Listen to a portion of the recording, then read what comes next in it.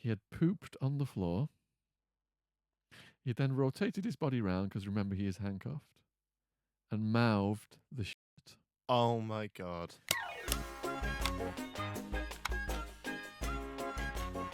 End up getting sentenced to 9.5 years, but on the paperwork to the prison system, it says I'm 34 years.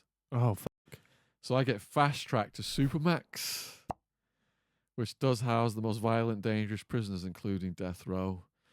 My cellmate he had a pentagram on his forehead, part of a cult, drinking blood and doing human sacrifice. Satanist. Yeah, and he was actually very nice to me. Got loads of stories from Supermax, what the protocol is like in there. It's fucking insane. So I get to medium security, and the guards decide to play a prank. And they move me in with a guy who is a serial home invader, torturer of mostly drug dealers, like a tax man, ties them up with duct tape and takes ball-peen hammers to their kneecaps. Welcoming statement to me: I've got a padlock in a sock. I can smash your brains in while you're asleep. I can kill you whenever I want. Nice guy then. Yeah, really chipper guy. What was your response to that? I said, look, I'm fucking quiet. All I do is read and write. You know, I don't create any problems. But it's that he's looking at me and thinking, I'm a nerd. I don't want this fucker in the cell. I want a convict in the cell. Someone, because he's running an illegal tattoo shop and he's shooting up drugs all day. He wants someone in who's doing the same stuff as him. Tell us what shit slingers are. Do you know what this is? I have no idea. So in super maximum security, you never get out of your cell unless they're going to take you to medical, or every now and then they give you the opportunity to do some handball in the middle of the morning. They come and shout it because they know you're asleep and you're not going to get up and do it anyway because they don't want extra work. When they take you to the shower, you are told to put your hands through a trap in the door and they handcuff you. These are like the Darth Vader shank-proof body armor guys. Then they tell you to face your wall. Your sliding door vibrates open. And they tell you to step away from the wall and slowly step back until you come out of your cell. And then they say, as you walk along the run to the shower, do not signal, smile, or say anything to any of the other prisoners, or we're just going to grab the back of your head and smash your teeth into the concrete. So you go along the run, walking very stiff straight, thinking that they're going to smash your teeth in. You get to the shower. The shower door electronically buzzes open. You go in all handcuffed. Shower door buzzes closed. You put your handcuffs through the trap and they open the handcuffs. Then there is a button that makes the water run for about 10 minutes. But they leave you in there for hours. And it's for security purposes, it only runs for 10 minutes. And can you imagine what a men's shower in Supermax is like? Fucking puddle of pubic hair and semen spatter on the walls. Fucking weird insects and just this musky mildew smell and bleach and piss and everything else. Oh. So in the beginning, you're like, let me out of here, let me out of here. But I think they just got off on leaving you in there. So I thought, how can I turn this to my advantage? I started doing yoga in there for as long as they would leave me. And what made me giggle was there's the most ridiculous yoga position to be doing in a Supermax prison with death row over here, fucking gang leaders and everything, murderers. Downward dog. Hula hula.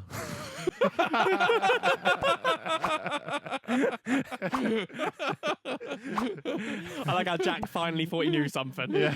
Downward dog. So, you're not around other prisoners. Now, the way prisoners settle their disputes is through their fists or their shanks, if it gets to the shank level.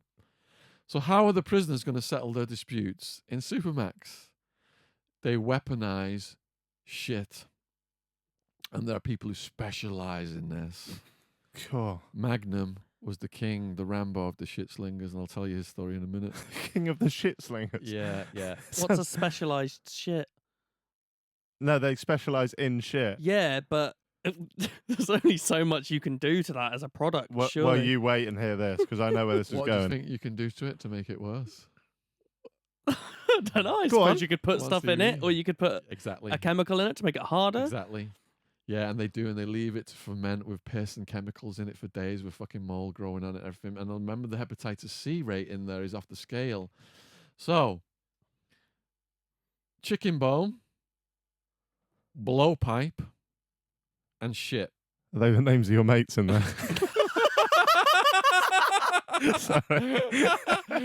T-bone was one of them, mate. Yeah. Fermented fucking shit, hepatitis on it, in a chicken bone and blowpipe. You go past. If that penetrates your skin, your bloodstream then transfers that shit throughout your body, and it really fucks your immune system up. Oh, I could not think of anything worse. Look at your feet. You look like you're going to cry, Stevie. That is just basic level shit slinging. What's the more expert level of shit slinging? All right, Magnum.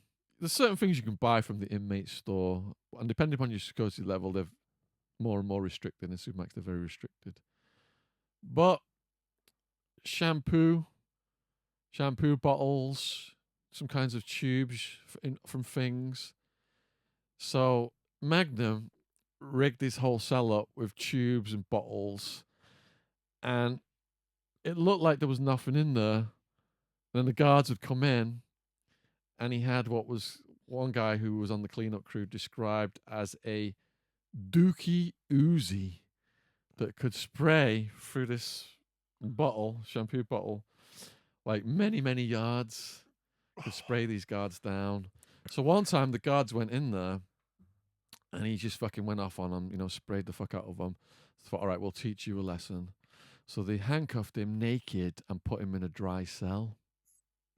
And they thought that's the end of it. What's a dry cell? A dry cell is where you're just in there with nothing at all in a tiny little cubicle. Yeah. Right. So it's got nothing in there to make shit slinging apparatus out of.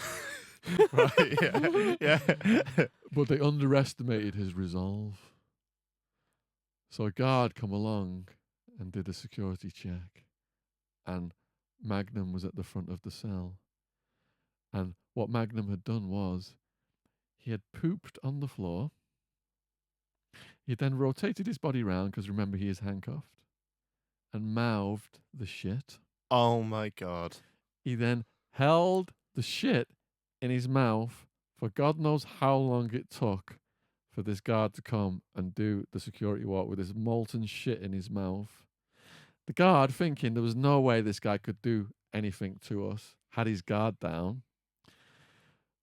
And then looking at him at the front of the cell, just fucking unleashed all this shit on the guard. And some of it even went up it got in his eyes and his nose and shit like that. Yeah. That is definitely an expert level of shit slinging. Yeah. Oh my God. Yeah. It's rank. I hope I never go to Arizonan prison. I hope your other question that you wanted to ask isn't similar to that. The other Come on, question. outdo that.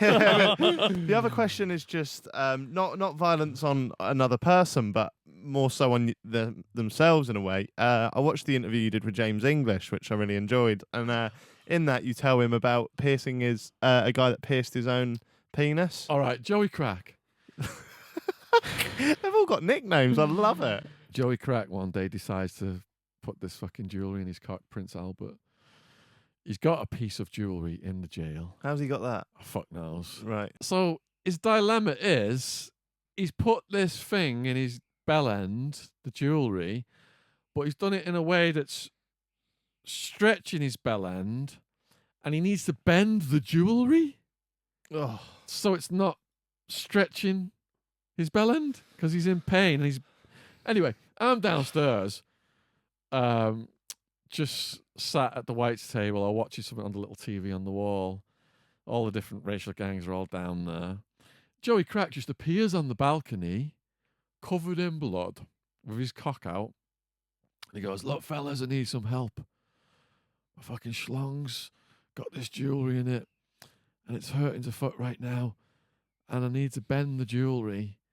And my idea to bend the jewelry is I'm going to put my dick in where you close the door, near the brackets. And as you close the door slowly on my dick, it's going to compress the jewelry and the jewelry's going to bend. But if you crush the door too much, it's going to crush my dick. So I need someone to, people to monitor the door while it's getting closed, so my dick doesn't get fucking injured. It sounds like he already is injured, Joey Crack, to be honest. Oh. Can you remember a second ago where I said, can your other question not be? I mean, like So I a said, few guys volunteered. There was Waldo, there was Sunny Slope. Who's jumping up at that? I'll do it. yeah, they're bored, aren't they? Everybody They're on starts watching TV. We are bored as fuck. Yeah. This is like the highlight of the day. And then his dick's in the door. The door's slowly closing around his dick. His dick's in the door. He's like, hold on, fellas. Stop a minute, fellas. Stop a minute, fellas. He's adjusting. Right, keep going, fellas. Keep going, fellas. Stop a minute, fellas. Stop a minute, fellas. And this is high drama for everybody.